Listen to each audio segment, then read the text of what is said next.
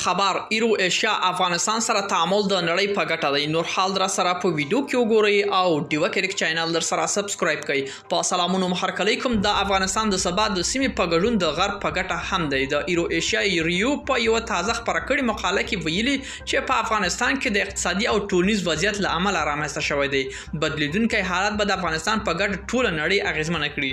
سرچینه کاږي عربي هیوادونه هم ته پکار ده چې له افغانستان سره په دې سختو شرایطو کې ودرېږي، ځکه دغه هیواد د ثبات یوازې د سیمې او گاونډیو لپاره مهم نه دی بلکې ټول نړۍ ته د ارزښت او اهمیت وړ دی. سرچینې د امریکا په حکومت غږ کوي چې د افغانستان کنګل شوي شتمنۍ ازادي کړي او له دغه هیواد سره تعامل ته ادامه ورکړي څو دلته دایمي ثبات او اقتصادي وده رامنځته شي.